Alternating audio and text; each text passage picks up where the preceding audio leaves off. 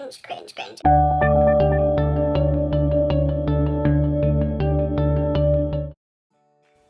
Hi guys, and welcome back to my channel Illustrator. I am Tor, and today we are talking about bees. Lots and lots of lovely bees. So all through my past I've been doing bees this and bees that, and through my uni course we also did a project where we had to basically raise awareness to save the bees. And this is like a global thing, but we were keeping it quite local at the time, so I personally made a bunch of badges and turned them into like a little pack to sell in a shop, which I will put a picture on the screen now. I don't sadly have a pack to show you, like an example pack, but what I do have is a couple of the original badges that I made back in the day. So I started out by originally drawing the bee, and I drew her with a Wacom tablet, completely vectored, and yeah. And then from that spawned a whole set very similar to this, and it's basically a bunch of bees flying through the sky, very bitmappy. Everyone was loving the bitmap at the time. Bitmap this, bitmap that, flat vector art. And that's where these guys came from, and I made a whole bunch and they went into a little pack, as you would have seen on screen. Since then, bees haven't exactly left my life. I have a character called Budspurt, which I draw just when I want to test out different art supplies. And a good example of that is one of my most cringy videos on the internet, which I suppose I should leave a link to above and below. Cringe, cringe, cringe. It's like one of the very first, and you're really, really, really awkward. He's like one of my OCs. Like I was saying, I break him out when I'm testing new things, and since then I've also done some cute other badges.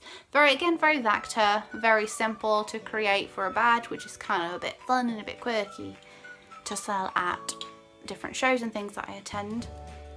Over Christmas I decided that I wanted to get some sketches done for like planning ahead for videos in the spring, because I want to reawaken this project that I had and approach various people and try and help raise awareness again for this, because it's a major thing, which I will cover in another video. Bees are very important to the human race and the survival of the planet. So again, that's for a whole other video in the future. I did a collaboration with Amanda or J Art. Again, I'll link our videos up and above and below.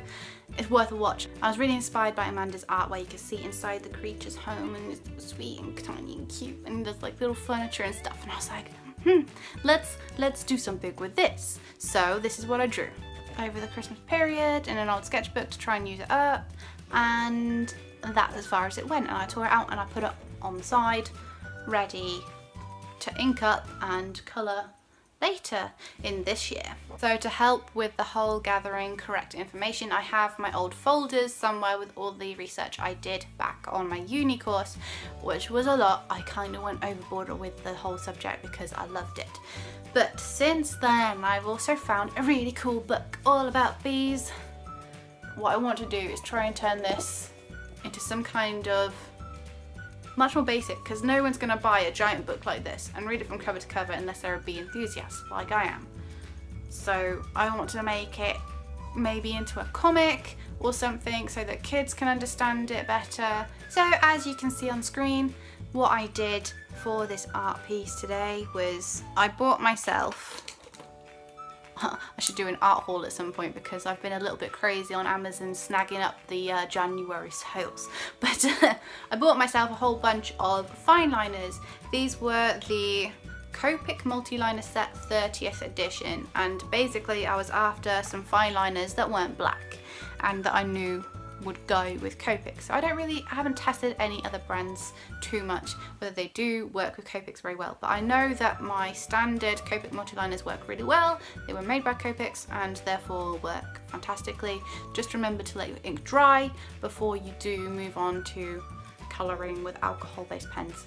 Doesn't have to be Copics with these guys, like there are other brands. I just haven't found any that I particularly like other than these. And so far, the wine, I think it's wine, berry, yes, the wine coloured Copic Multiliner 0.3 is my absolute favourite. And then there's like, I use a whole plethora of pens, and I'm like looking down because the art and the pen mess is still all over my desk. It's still there, I need to put it away. But for the bees, I used these colours. I decided to not go jet black for the stripes, so you could still see some of the details around, but I didn't want to give the bee a warm or necessarily cool shade of grey, so I opted for neutrals. They were dark enough to represent the black strip, but light enough so you could still see the details. And then with the bees themselves, I used a selection of yellows, which was Y08, Y13 and Y17, depending on shading. Yeah, very pleased with myself with this. I feel like this is a good start to 2018. Let the doodles continue. So guys, thanks very much for watching. Please remember to like if you liked and subscribe if you haven't. And if you have any tips, and if you are currently trying to encourage bees into your garden, or if you have any tips into encouraging them into your garden, please feel free to leave them in the section below, because that would be really useful to sort of share and gather more information so that we can help this situation evolve into a much better one. Thanks again guys, and I'll see you all next time. Bye!